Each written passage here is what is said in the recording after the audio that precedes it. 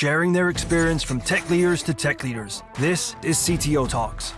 Hello, this is Marcin Jabłonowski, and I have a pleasure to host today Josh Jones, the head of corporate development at Vanta. Hi, Josh. Hey, Marcin. Thanks for having me. It's great to be here. All right. Many thanks for accepting the invitation. Now, even though your role has development in the title, it has nothing to do with IT, right? Could you briefly describe the role you have at Vanta and what you do for a living? Sure. So I lead corporate development here, and corporate development is mergers and acquisitions, joint ventures, strategic partnerships, and some capital fundraising support. Not every organization has a corporate development function, and the development in corporate development is certainly not software development. So very different roles, but I interface quite a bit with the engineering and product teams just due to the nature of working in M&A in the software industry. Mm-hmm.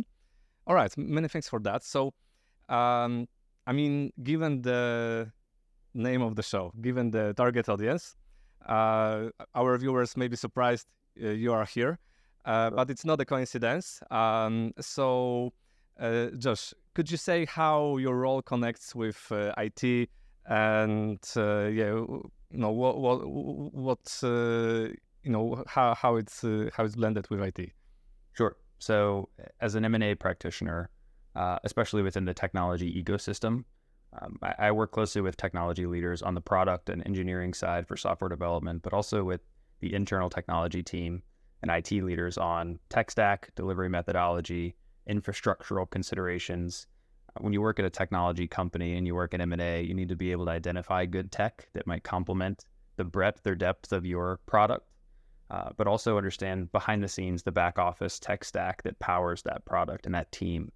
And so I work pretty closely with those leaders on making sure that if we do acquire or partner with strategically a company, that we're taking into account what are the tools being used in the back office? What are the actual processes that are undertaken to deliver and engineer these products? Mm-hmm. And how can we think about merging the two following an acquisition?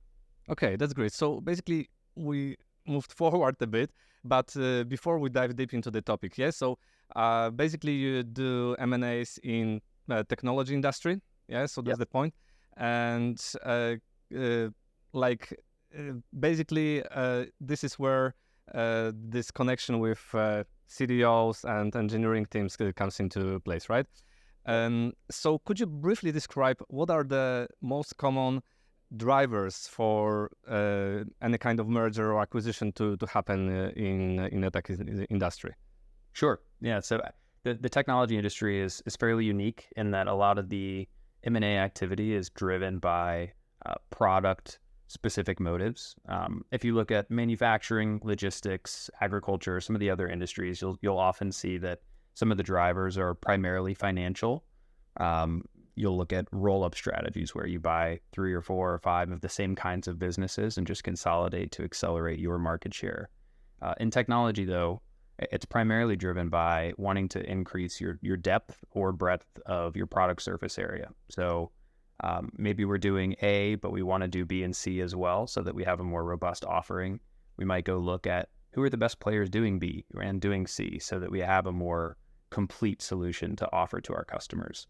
Or perhaps we've got the SMB level capability today, but we want to get to an enterprise ready product. And so we need to increase the robust capacity of what we're able to do, and we need to go purchase more sophisticated tech to do that.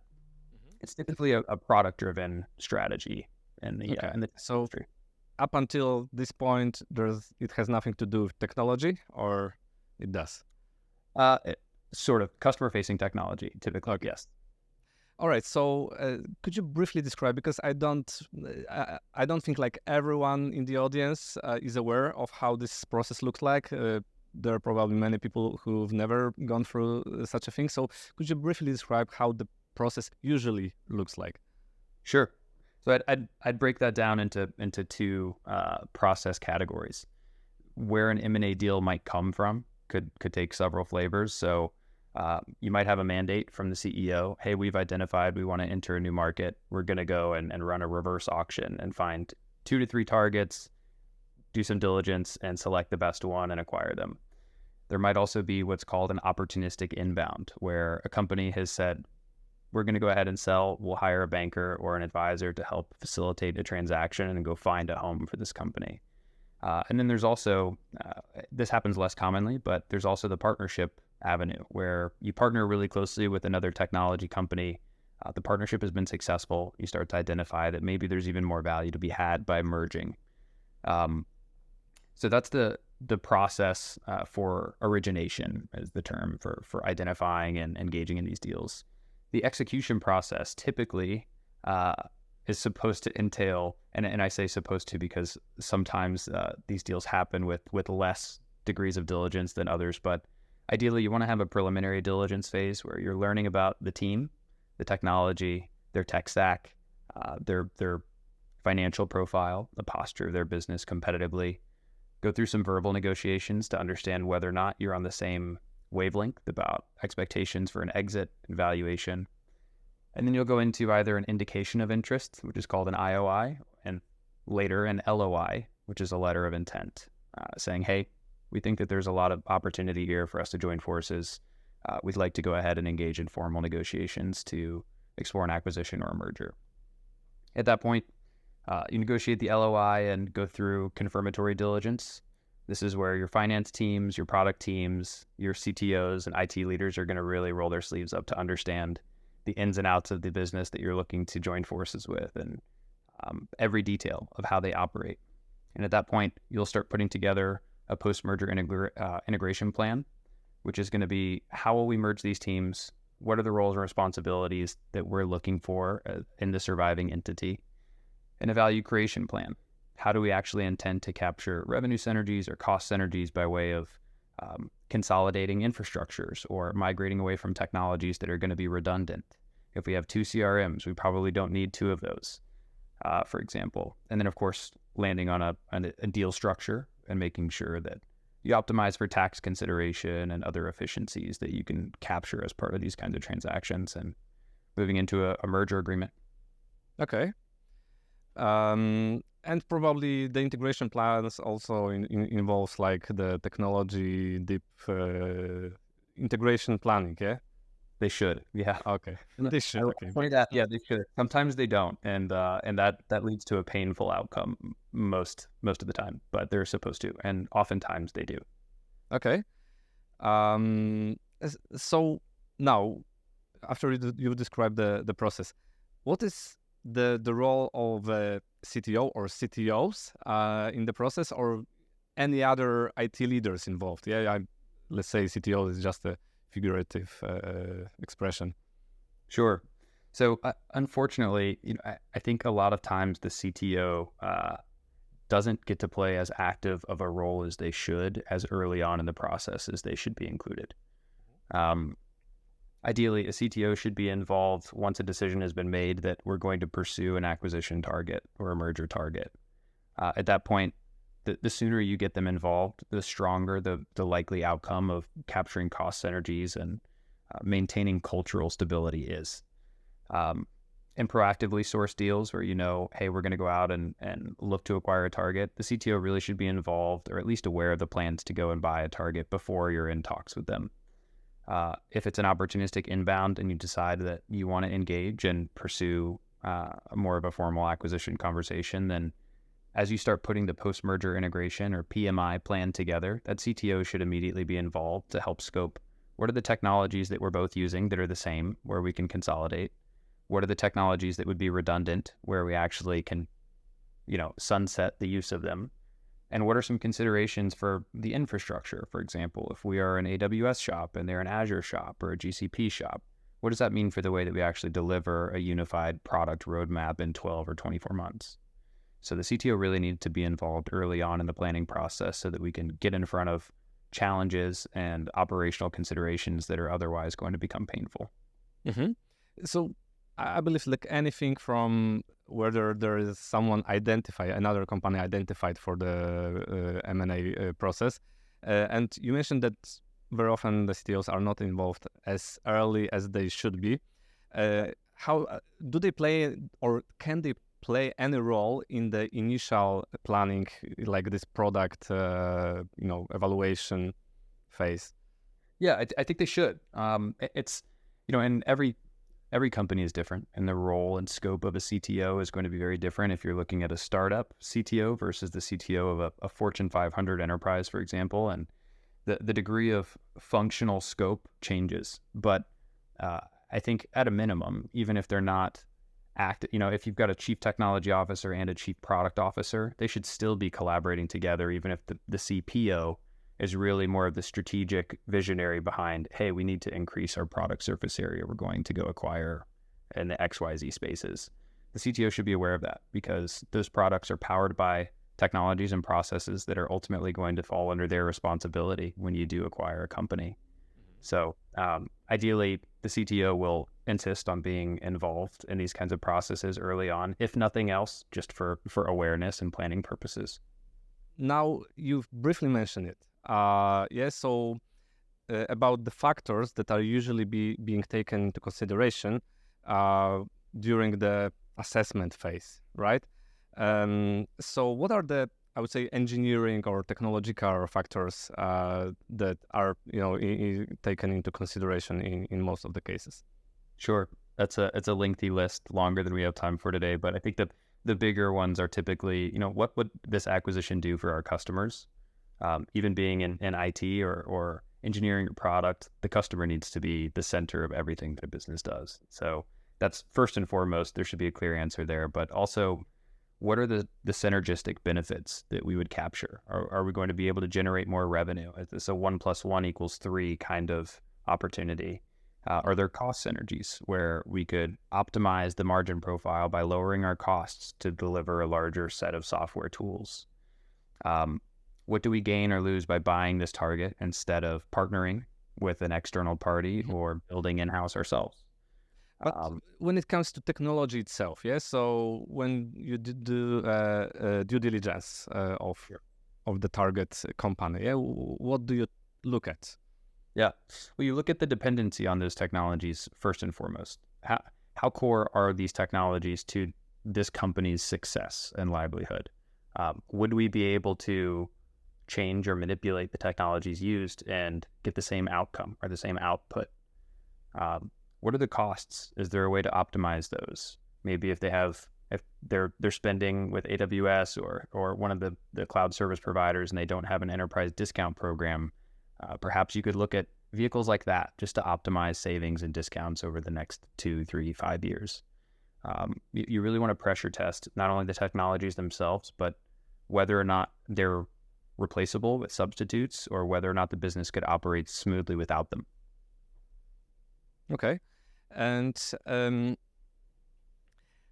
sorry, I need to dig deeper. So, would there be something like, you see that there is the other company is using COBOL for some, or maybe PHP, and that would be a no-go for the company just, because you consider it an outdated or legacy technology?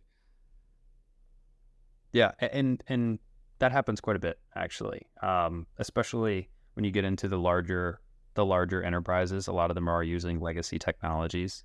The consideration ultimately is going to depend on that post-merger integration plan. If you want to purchase a company that's going to live out on its own as a subsidiary, you don't plan to integrate the back end very, very deeply, that's okay. A lot of times it's okay to leave the technologies as is.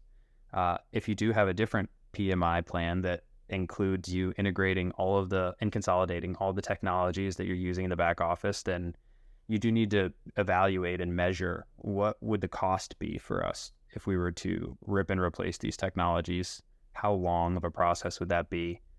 What players in the team would be responsible for doing this? And what would it mean as an interruption to our business if we were to focus on doing that instead of maybe a different PMI plan or instead of not acquiring at all? So there are several angles that need to be addressed as you think about the tech stacks and how they'll actually be used between the two companies moving forward. Right. You also mentioned one very, very interesting factor here, which was like a cultural fit, right? Yeah. Or the culture.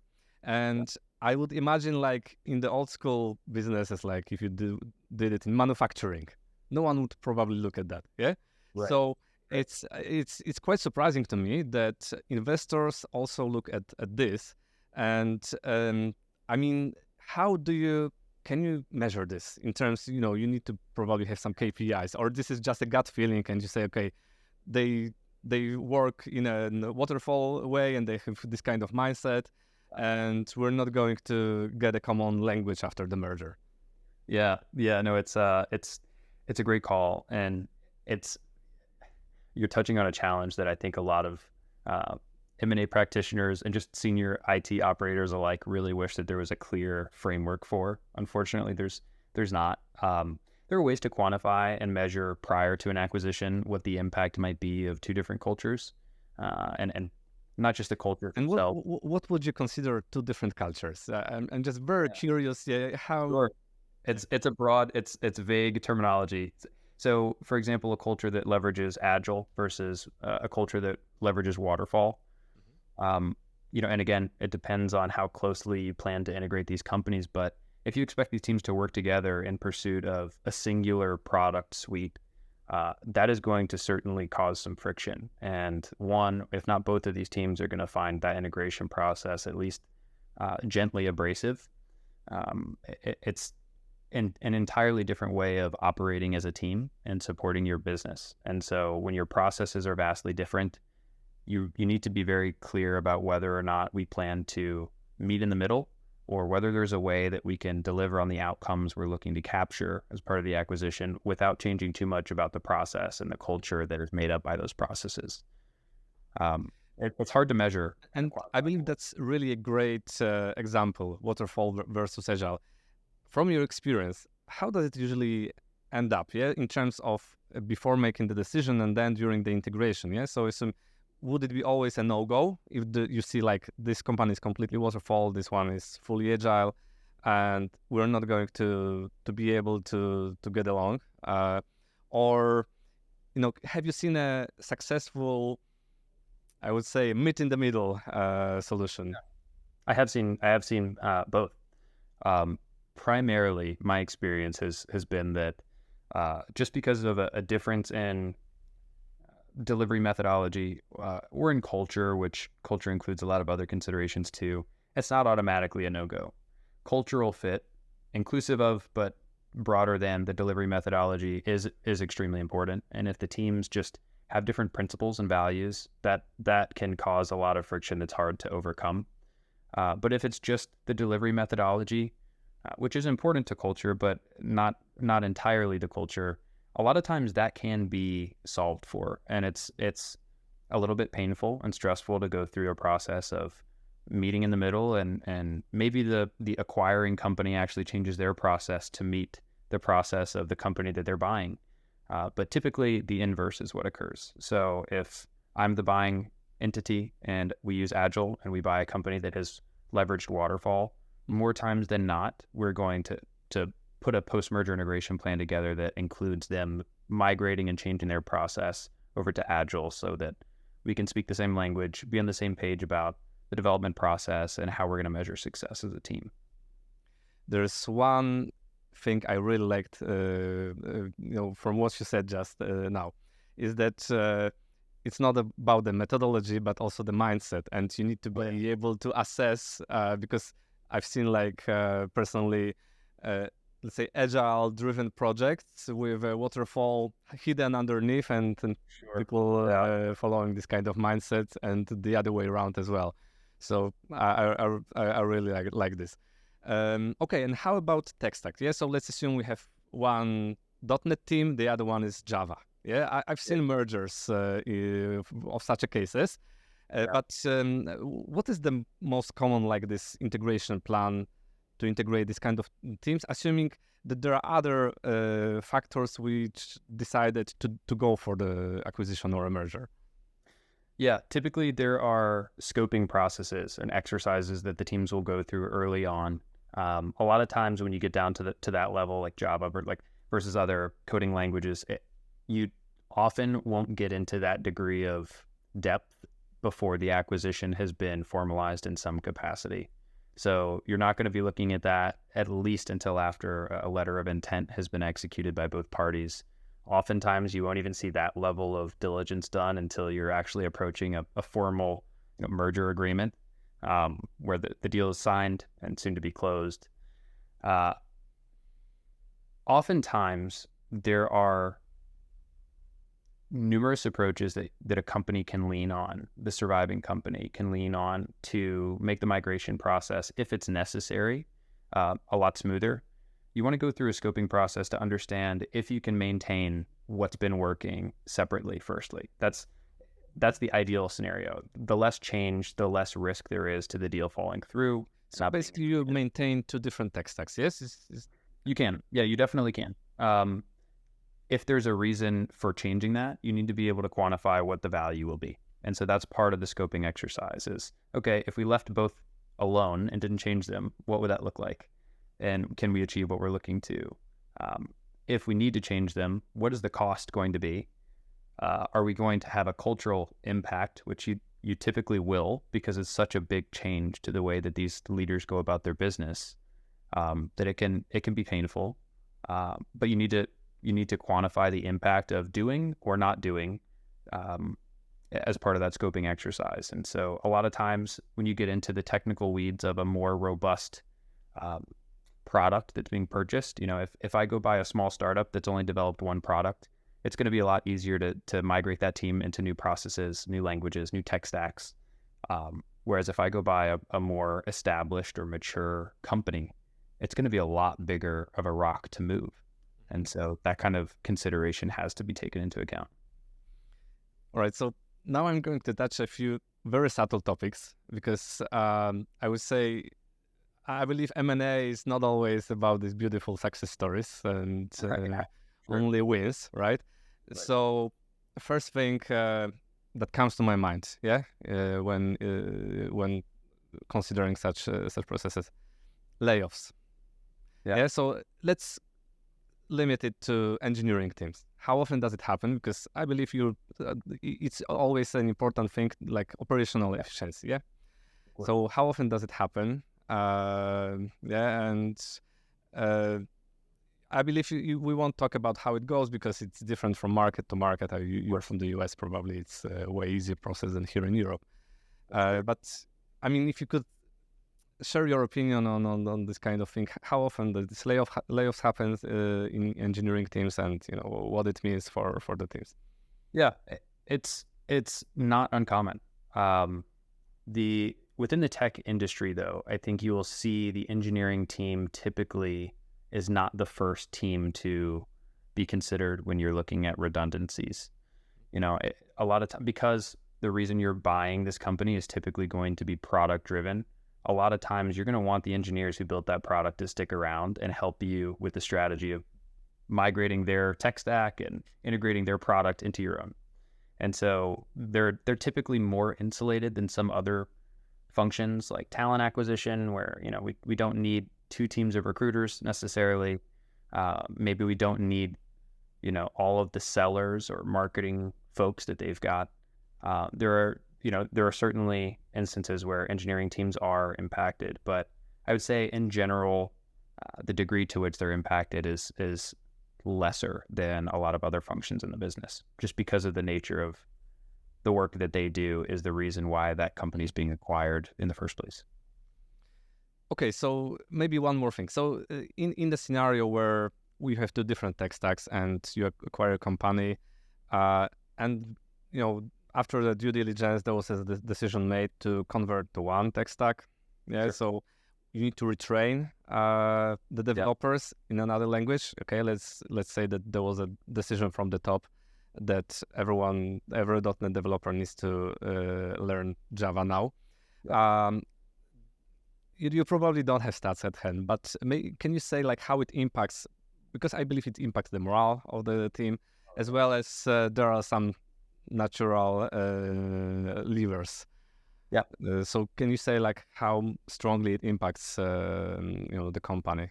It has a strong impact. I don't think I personally have not seen an experience where the impact was small. Mm-hmm. When you look at having to retrain individuals on the way that they do their job, maybe the way they've done their job for years and years. That impacts morale, on top of the fact that they're now working potentially for a new boss, they're working for a new company, their compensation might look different, the role and responsibilities that they have could be different. All of these come into play. And so when you look at ripping the rug out from under them as far as what they know and how they know to be successful as an employee, it has a big impact, and it can encourage individuals to leave or explore other opportunities. And so it needs to be treated with care when you're looking at that level of granularity as to, do we really need to migrate this at this level? I would encourage the leaders who are making those decisions to be really thoughtful about the culture and the impact that it's going to have to morale, because it's not small. Okay. Do you have maybe some stats from the top of your head in terms of attrition rate after a merger? Let's say in 6 months' time, yeah? Because I would say that I don't have any statistics. Okay. I can say that it's a spectrum. I've seen successful acquisitions on the small end where, there was a lot of alignment going into the deal, and so a little bit of retraining, it wasn't drastic, was okay. And some of the other components, everyone was happy with their new role and responsibility. They felt like this was an opportunity upwards for their career, and so some of the other tertiary elements of their experience made up for that, and so they didn't leave at all. I've also seen the opposite, where almost immediately after the acquisition, their eyes were opened to some things that maybe they weren't expecting, or maybe there were some lapses in communication about what this meant for their job moving forward, and so folks did start exploring other opportunities. But that's why communication is key going into the deal, and this is where I believe the role of CTOs is really important on how to treat this communication. And yes, probably not only CTOs, but the whole leaders across the board. Across the board. Okay, another very delicate topic, yeah? Sure. So we have two companies which at some point become one, yeah? Probably there are two different CTOs, CIOs, whatever. Yeah. What usually happens to one of them? As I believe there is no two CTOs kind of scenario, or maybe there is. Yeah. I have not seen that happen. Typically there will be one CTO that survives. And so it can actually vary more than you might think. When folks think about this, typically they think, well, the company that bought the acquiring company is going to, that CTO is going to be the one that survives. That's not always the case. It really depends on the forward-looking priorities and responsibilities that the company is looking for out of that leader. But more times than not, it will be the CTO of the acquiring company who maintains their role and responsibility, and the CTO of the company that's getting acquired typically has another role that the acquiring team has in mind for them. So oftentimes, their title and responsibility is going to change a little bit, but typically, if they've been good at what they're doing, the acquiring entity wants to keep them around because they see the value in them. So it's very delicate as a topic, and not one that a lot of this is very delicate. And the other question you're free to not to answer, but is, have you seen cases of let's say CTOs or leadership team from engineering teams jeoparding the process, so doing some kind of blockers or trying to stop the process from happening? Yeah, I haven't seen that. Okay. I have not. I'm sure that there are instances where that has happened, but deals can get really messy, especially when you get to the senior leadership team level. I think everyone is very invested in their company, especially at that level, and they've dedicated a lot of their time and energy, nights and weekends, and et cetera, to being successful in driving that business. And so the idea of no longer getting to serve in that capacity can be really difficult to grapple with. And understandably so, but I personally have not had that experience. That's a positive. It is a positive here. Yeah. All right. So, from your perspective, however, if you could just focus on something interesting to IT leaders, what are the biggest challenges in this business? Executive alignment. As an IT leader, it's important that you are completely aligned And oftentimes that requires over communication, which I would encourage, like, don't be afraid of that during this process. You need to be very clear about whether or not you have the capacity and ability to deliver what the business is expecting of you. A lot of the vast majority of the C-suite isn't going to understand the depths and the granularity of what they're asking of your team as a CTO. And it's important that you communicate to your C-suite, hey, that timeline is not realistic. We're going to need more support. We're going to need more time. Or, hey, we actually can't, this is not something that we can undertake at all. And there are going to be some real cultural costs. And here's what that means for the business.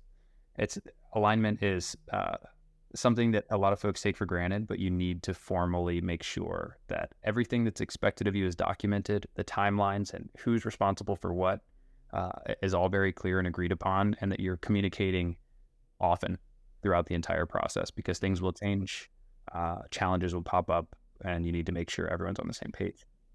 So which brings me to another question. Sure. So for what you're saying, that let's say bottom-up feedback is also important in terms of planning. Yeah. So does the process look like that everything, there is a dedicated, let's say, C-level team that works on the planning, or like the wider team is involved in the process, so that you can get the feedback as early as possible, things that, high-level executives are even not aware of, right? Yeah. So it's a great point. And it's something that a lot of corporate development teams and companies in general have different opinions on.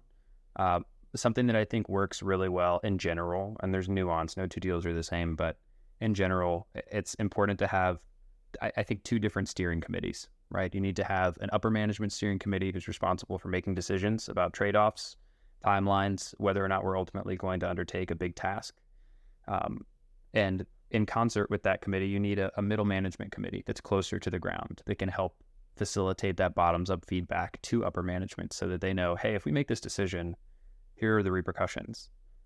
If we don't make this decision, this is what it means. It's incredibly important for multiple levels of the business to be in communication with each other, because otherwise, again, you're looking at a pretty large cultural impact. Mm-hmm. All right. So before wrapping up, one last question I have, which I believe everyone is asking to himself at this time. So, we've seen after the COVID pandemic, there was a moment of very cheap money, a lot of investments into technological startups happening. I was very often surprised, what kind of money, what kind of companies got for their startups.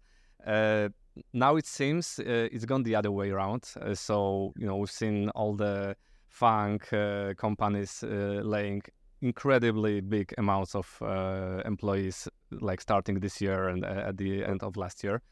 And could you share your wider view on how the VC market looks like now in terms of financing technological startups? Sure. So I think even for those who aren't close to that ecosystem, I think that the vast majority of opinions and ideas about what we're likely seeing are true.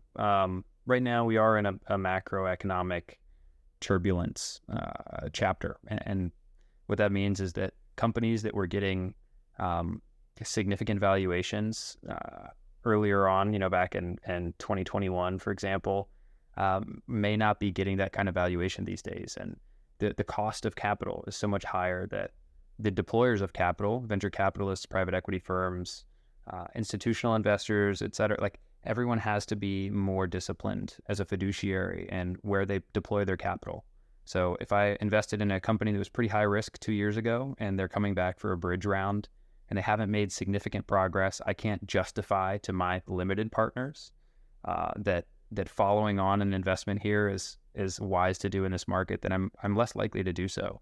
And so VC money is harder to come by right now, and companies need to show not only paths to growth, but paths to profitability. Ultimately, scale is not everything. You need to be a business that can become profitable and make money and not just cost money indefinitely. Okay, but it's not like there is no money, but Sure. it's just being watched 2 times before being spent, right? Yes. Yeah. It's you definitely can and should go out and engage VCs, if you need to raise, but just be sharp about what you're asking for and make sure that your ducks are in a row as far as why your business is the right one to be worthy of their investment right now. They're going to be a lot more careful about deploying capital these days. Mm-hmm. Okay, and how about your prospects for the near future in the VC market? Yeah, so I think Vanta in particular is in a really healthy position right now.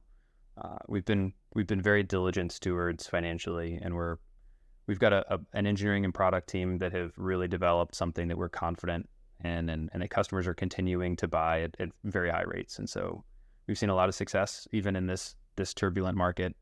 I've got high confidence, and the leadership team has high confidence that the economy is going to improve, and regardless of how quickly that happens, we're in a very comfortable position right now. Oh, so that's quite a positive note.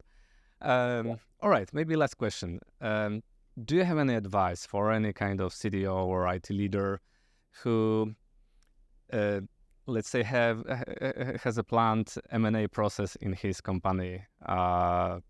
So how to better deal with the process?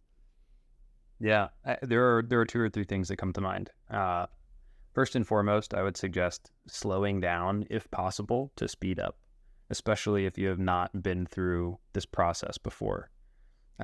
Doing deals or integrating companies too quickly without a very thoughtfully and carefully crafted plan is very likely to lead to some pain and discomfort, and can even lead to a deal that ultimately wasn't accretive and successful.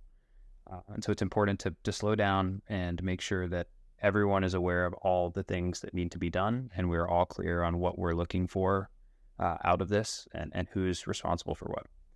The second piece is don't be afraid of over-communication. Over-communication is actually a good thing in these kinds of efforts because there are so many moving parts. It's better to over-communicate than risk under-communicating and take on the costs that can go with something that goes missed because it wasn't talked about, it wasn't flagged, it wasn't escalated. So over-communicate. And the last is take note of what's working and what isn't. When the deal is done, do a retroactive analysis and document some best practices. This worked really well for us, or this was not successful. Next time, if there is a next time, we should not try this. No 2 deals are the same, no 2 companies are the same, but a framework of best practices goes a really long way in making these kinds of efforts successful. All right. Josh, once again, huge thanks for joining the show. And I believe it's going to be an incredibly interesting episode for our viewers. So whoever has any questions to Josh, feel free to either ping me or find Josh on LinkedIn. I believe he'll be very happy to answer any questions related to the topic. Definitely. Thank you so much for having me, Marcin. It's been a pleasure. Likewise. Sharing their experience from tech leaders to tech leaders. This is CTO Talks.